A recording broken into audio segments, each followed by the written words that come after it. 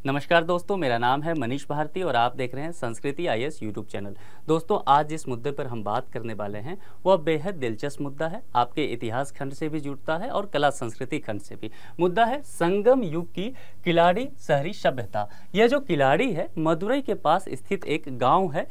अभी जो पुरातत्व विभाग ने सर्वेक्षण किया है उसमें यह पता चला है रिसर्च के बाद कि यहाँ कभी शहरी सभ्यता हुआ करती थी। और कब? तो संगम युग में। अब हम जब डिटेल से चर्चा करेंगे तो हम जरा किलाड़ी के बारे में जानेंगे और संगम युग के बारे में विशेष तौर पर जानेंगे, क्योंकि अभी जो आपका प्रीलिम्स एग्जाम होने वाला है, संभव है यूपीएससी की नज़र अब संगम युग पर पड़े। तो डिटेल से इन चीज़ों को अब हम बारी बारी से समझ लेते हैं। सबसे पहले समझते हैं कि यह जो मुद्दा है अभी सुर्खियों में क्यों है, क्यों अभी चर्चा का विषय बन गया है। देखिए, हाल ही में भारतीय पुरातत्व सर्वेक्षण ने किलाड़ी में खुदाई की है। ध्यान रखना है, यहाँ जो खुदाई की गई है इसमें तमिलनाडु का पुरातत्व विभाग भी इसके साथ दिया है, एएसआई के साथ। ठीक है, तो यदि यह पॉइंट आता है तो आपके ध्यान में रहना चाहिए। यहाँ पर जब खुदाई की गई है, यहाँ से कुछ साक्ष्य प्राप्त हुए हैं और उस पर एक विस्तृत रिपोर्ट बनाया गया है, एक निष्कर्ष निकाला गया है। उसी रिपोर्ट पर हम चर्चा करेंगे कि वह रिपोर्ट क्या है, क्या क्या बातें नई कही गई है इसमें, और संगम काल की एक बस्ती इसे बताई गई है किलाड़ी को।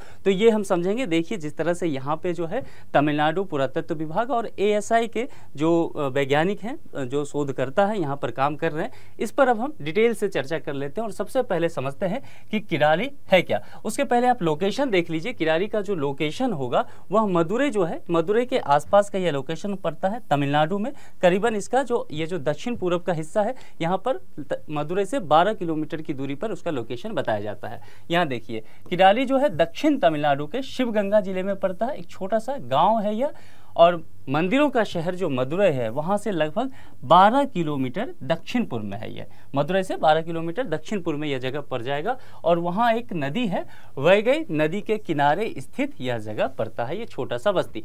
यही बताया गया है कि यहाँ कभी शहरी सभ्यता भी हुआ करता था। उस जो अभी जो साक्ष्य मिले हैं वहाँ पे खुदाई के दौरान, उसके आधार पर यह बात की गई है।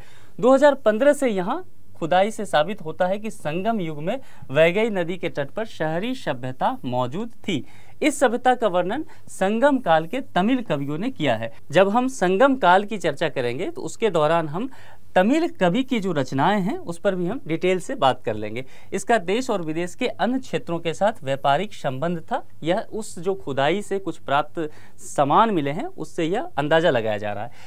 किलाड़ी स्थित से ऐसे कलाकृतियां मिली है जो 6वीं शताब्दी ईसा पूर्व से लेकर 1ली शताब्दी ईसा पूर्व के बीच की अवधि की रही होगी, ऐसा अनुमान लगाया गया है। इस प्रकार एक अनुमान लगाया गया है कि यह जो किलाड़ी कलाकृतियां मिली है इस खुदाई के दौरान, उससे एक निष्कर्ष निकाला गया है कि संगम काल का जो समय सीमा था पहले की, जो 3री शताब्दी ईसा पूर्व जो बताया गया था, उसके तुलना में यह लगभग 300 वर्ष पहले हो सकता है। यानी कि यह 580 ईसा पूर्व अब हो सकता है। कौन? तो संगम काल का समय सीमा इस खुदाई से यह पता चला है। किलाड़ी और सिंधु घाटी के चिन्हों को अगर मिलाते हैं, वहाँ की जो शिल्प कृतियाँ मिली है, तो उनके प्रतीकों में बहुत अधिक समानता भी पाई गई है। और यहाँ के जो चीज़ें मिली हैं खुदाई में वह है मिट्टी के बर्तनों के ढेर, सोने के आभूषण भी मिले हैं, तांबे के लेख मिले हैं। फिर यहाँ समझ लीजिए कि उस वक्त धातु का ज्ञान था, यानी कि सोने के अगर आभूषण मिलते हैं, तांबा मिलता है, तो इसका मतलब है कि धातु का ज्ञान उस सभ्यता में रहने वाले लोगों को था। अर्ध कीमती पत्थर भी मिले हैं, शंख की चूड़ियां मिली है, हाथी दांत की चूड़ियां भी मिली है, हाथी दांत की कंघी मिली है, तांबे की सुई, टेराकोटा सील, सूत के लटकते हुए पत्थर, ये सभी चीजें प्राप्त की गई है। देखिए, जैसे खुदाई हुआ है तो किन किन चीजों की प्राप्ति की है एएसआई ने, उसका एक आप तस्वीर देख सकते हैं। इसके अलावा बहुत सारी चीज़ें जो यहाँ बताई गई है, ये सारी चीज़ें उस खुदाई से प्राप्त हुए हैं। अब जरा हम संगम युग को समझते हैं, क्योंकि यहाँ पर यह जो है हमारे लिए काफ़ी महत्वपूर्ण हो जाएगा इस बार का जो प्रीलिम्स एग्जामिनेशन होने वाला है उसके नज़रिए से। देखिए, यह ऐतिहासिक युग के प्रारंभ से दक्षिण भारत का क्रमबद्ध यदि आपको इतिहास समझना हो तो आपको संगम युग को समझना पड़ेगा। तो संगम युग के लिए यहाँ पर संगम साहित्य है। तो संगम साहित्य को यदि आप समझते हैं तो उसके माध्यम से दक्षिण भारत का क्रमबद्ध इतिहास भी आप समझ पाएंगे। संगम साहित्य पर भी हम डिटेल से भी चर्चा कर लेंगे। देखिए, संगम शब्द का जो अर्थ होता है वह होता है परिषद या गोष्ठी। परिषद या गोष्ठी कहने का मतलब है कि इस जगह पर जितने भी तमिल कवि थे, रचनाकार थे, वो आकर के इकट्ठे होते थे, बैठते थे, विचार विमर्श किया करते थे और उनकी जो रचनाएं थी उस रचनाओं को सुनाते थे, वहाँ वो वक्तव्य देते थे। उसके बाद उस गोष्ठी में तय होता था कि वह रचना प्रकाशन के लिए जाएगा या नहीं। यदि यह स्वीकृत कर दिया जाता था तो फिर जिस कवि की भी वो रचना थी वह प्रकाशन के लिए भेज दिया जाता था। तो यह एक पूरा जो गोष्ठी का एक पूरी तरह से व्यवस्था बनी हुई थी और उसी व्यवस्था को सभी प्रकाशक उस वक्त के रचनाकार जो थे वह मानते भी थे।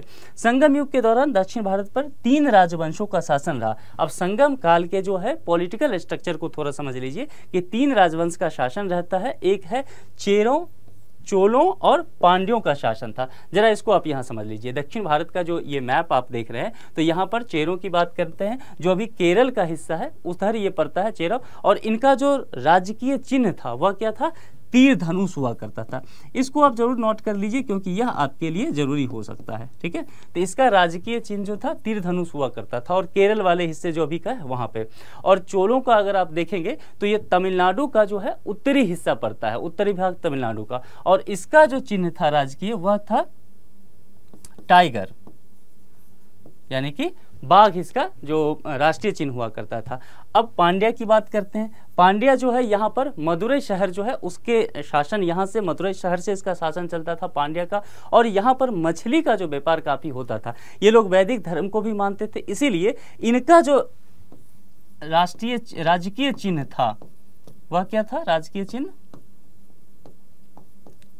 मछली।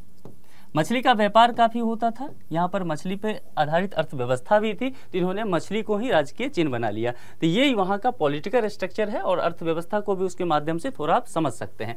समय अवधि इसका क्या रहा था, देखिए दक्षिण भारत यानी कि कृष्णा और तुंगभद्रा नदी के दक्षिण में स्थित क्षेत्र है यह। तो दक्षिण भारत में लगभग 300 ईसा पूर्व से लेकर के 300 ईस्वी के बीच की बात की जा रही है, यानी कि 3rd सेंचुरी, यहाँ पे जो है 3rd सेंचुरी BC से लेकर के, और यहाँ पर आप देखेंगे 3rd सेंचुरी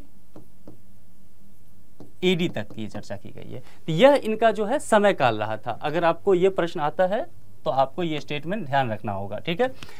और इसी अवधि को संगम काल के नाम से जाना जाता है। यहाँ पर संगम साहित्य की बात जब हम करते हैं तो इसकी मूल भाषा जो है वह तमिल में लिखी गई है। जितने भी साहित्य हैं, कुछ रचनाएं हैं उनको जरा हम देख लेते हैं। संगम युग की प्रमुख रचनाओं में लोक कापियन, एतुतोक्कई, पतुपातु और पेदिने किल कनक्कु, शिव पपादिकारम, मणिमेखलई और जीवक चिंतामणि, ये सारे जो ग्रंथ थे तमिल भाषा में लिखे गए और तमिल साहित्य के रूप में जाने जाते हैं। साहित्य का क्या भूमिका होता है हमारे जीवन में, देखिए साहित्य का मतलब है कि साहित्यिक समझ तो समाज की क्या रही होगी यह तो पता चलता ही है। उसके अलावा मान लीजिए जैसे तमिल साहित्य को यहाँ हमने समझा, संगम साहित्य को जाना, तो उस वक्त की क्या वहाँ की राजनीतिक स्थिति थी, सामाजिक स्थिति कैसी हुआ करती थी, सांस्कृतिक जीवन वहाँ के लोगों का कैसा था, वहाँ के अर्थव्यवस्था के बारे में हम उस साहित्य से समझ पाते हैं। राजनीतिक व्यवस्था जो शासन प्रशासन किस प्रकार से चलता था इसे हम समझ पाते हैं, और शासन व्यवस्था के अंतर्गत क्या हायरार्की था, उनका स्ट्रक्चर किस तरह था, ये सब चीजें जो है किसी भी साहित्य से हम समझते हैं। तो संगम साहित्य पढ़ने के बाद इन चीजों को आप डिटेल से समझ पाएंगे। जो चेर हैं, चोला हैं या पांड्या हैं, उनकी स्थिति समझ में आ जाती है। उपलब्ध संगम साहित्य का विभाजन जो है 3 भागों में किया जाता है। स्टडी के लिए इसको ऐसा कर दिया गया है।